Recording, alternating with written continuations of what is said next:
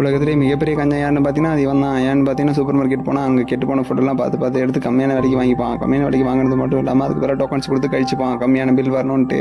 தண்ணியை கூட பார்த்து தான் செலவு பண்ணுவான். 2 ட்ராப் தண்ணி மட்டும் தான் யூஸ் பண்ணுவான் பல்லு விளக்குறதுக்கு. பேஸ்ட்டு கூட தீர்ந்து போனால் கூட அது பிதிக்கி எடுத்து தான் பல்லு விளக்குவான். அடுத்து அவங்க அப்பா இறந்து போனால ஒரு வத்தி எடுத்து 3ஆக உடைச்சு டெய்லி சமைக்க மட்டும் போவான். இந்த அளவு கஞ்சமாக இருக்கிற இவன் ஒரு நாள் வந்து அவன் கணக்கு பண்ணும்போது அவனோட ட்ரீமான $1 மில்லியன் வந்து அடைஞ்சிட்டான். அதனால வந்து ரொம்ப சந்தோஷமாக இருப்பான். ரொம்ப சந்தோஷமாக இருக்கும்போது ஒரு நாள் வந்து அவன் ஆஃபீஸ் போகும்போது லிஃப்ட்டில் போகிறான். லிஃப்ட்டில் போகும்போது திடீர்னு மயக்க மூடி கீழே விழுந்துருவான்.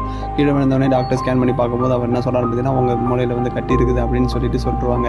இது உண்மை நம்பாமல் வேறு ஹாஸ்பிட்டல் போய் செக் பண்ணுவான். அந்த ஹாஸ்பிட்டல் வந்து $20 அதிகமாக இருக்கிறதால நம்ம பழைய ஹாஸ்பிட்டலே போகலாம் அப்படின்னு சொல்லி செக் பண்ணுவாங்க. திருப்பி செக் பண்ணும்போது அதுலேயும் கன்ஃபார்ம் பண்ணுவாங்க உங்கள் மூளையில் வந்து கட்டி தான் இருக்குது அப்படின்னு சொல்லி செக் பண்ணுவாங்க. அது மட்டும் இல்லாமல் நீங்கள் என்ன 10 நாள் தான் வந்து உயிரோடு இருப்பீங்க அப்படின்னு சொல்லுவாங்க. அதனால் வந்து ரொம்ப அழுதுகிட்டே அவர் வந்து அவங்க அப்பா முன்னாடி போய் வேண்டிகிட்டு இருப்பான்.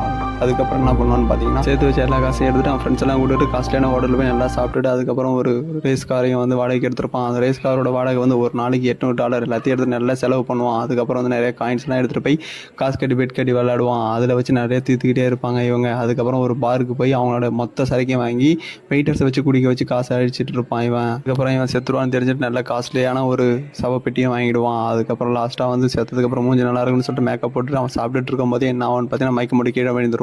கீழே விழுந்தானே அவன் செத்துட்டான்னு நினச்சிட்டு அவங்க ஃப்ரெண்ட்ஸ்லாம் தூக்கி ஹாஸ்பிட்டல் போய் செக் பண்ணுவாங்க. ஹாஸ்பிட்டல் போய் செக் பண்ணி முடிச்சு எடுத்து பார்த்துப்பான். டாக்டரை கேட்டப்ப அவன் என்ன சொல்கிறான்னு பார்த்தீங்கன்னா நீங்கள் வந்து சாரி எங்களோட மிஷின் தான் பிரச்சனை ஆகிடுச்சு. அதனால் வந்து உங்களுக்கு ஒன்றும் பிரச்சனை இல்லை. நீங்கள் சாப்பிட்ட ஃபுட்டால் தான் வந்து உங்களுக்கு வந்து ஃபுட் பாய்சன் ஆகிடுச்சு. இப்போ நீங்கள் நல்லா இருக்கீங்க அப்படின்னு சொல்லிட்டு அனுப்பி விட்டுருவாங்க. இப்போ வந்து ரொம்ப சோகமாக வந்து திருப்பி போச்சே காசுலாம் போச்சேன்னு சொல்லிட்டு கதறி அழுவான். ஃப்ரெண்ட்ஸ் சமாதானம் பண்ணுவாங்க.